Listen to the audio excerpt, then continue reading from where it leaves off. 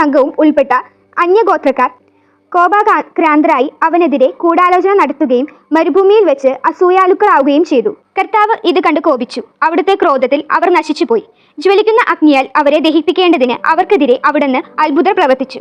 അവിടുന്ന് എഹ്റോന്റെ മഹത്വം വർദ്ധിപ്പിക്കുകയും അവന് പ്രത്യാവകാശം നൽകുകയും ചെയ്തു.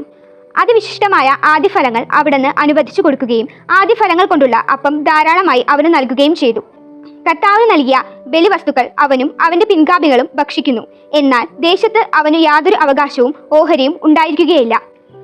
കർത്താവ് തന്നെയാണ് അവന്റെ ഓഹരിയും അവകാശവും. ഫിനെഹാസ്.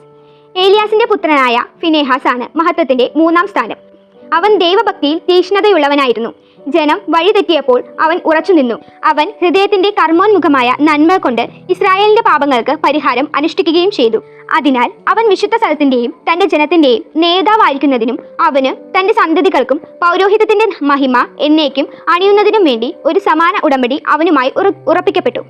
യൂദാ ഗോത്രജനായ ജെസയുടെ പുത്രൻ ദാവീദുമായി ഒരു ഉടമ്പടി ഉറപ്പിക്കപ്പെട്ടു. രാജാവിന്റെ പിന്തുടരാവകാശം അവന്റെ സന്തതികൾക്ക് മാത്രമായിരിക്കുന്നതുപോലെ എഹ്റോന്റെ പിന്തുടരാവകാശം അവന്റെ സന്തതികൾക്കാണ്.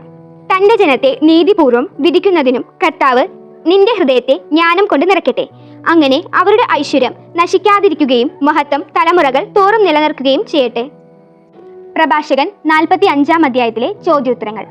1-ാം ചോദ്യം. ഭാഗ്യസ്മരണനായ ഒരുവനെ കർത്താവ് ഉയർത്തിയത് ആരുടെ സന്തതികളിൽ നിന്നാണ്? ഉത്തരം യാക്കോബിന്റെ. 2-ാം ചോദ്യം. ദൈവദൂതന്മാർക്ക് സമാനാക്കി അവിടുന്ന് ആരെയാണ് മഹത്വത്തിൽ ശക്തനാക്കിയത്? ഉത്തരം മോശ. 3-ാം ചോദ്യം. കർത്താവ് അത് കണ്ട് കോപിച്ചു. അവിടുത്തെ ക്രോധത്തിൽ അവന് എന്താണ് സംഭവിച്ചത്? ഉത്തരം നശിച്ചുപോയി.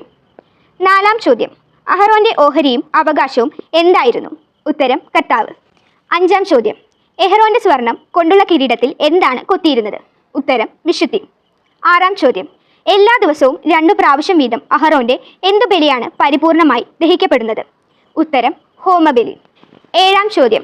ഫിനെഹാസിന്റെ മഹത്വത്തിന്റെ എത്രാം സ്ഥാനമായിരുന്നു? ഉത്തരം 3. 8-ാം ചോദ്യം. ശത്രുക്കൾക്ക് ഭയാകാരണമാകാത്ത വിധം മോശയെ അവിടുന്ന് എന്തു ചെയ്തു? ഉത്തരം ശക്തനാക്കി. 9-ാം ചോദ്യം.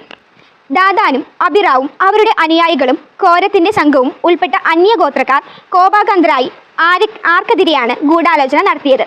ഉത്തരം ദാവീദിന്. 10-ാം ചോദ്യം. മോശ അവനെ അഭിഷേകം ചെയ്തത് എന്തുകൊണ്ട്? ഉത്തരം വിശുദ്ധ തൈലം കൊണ്ട്.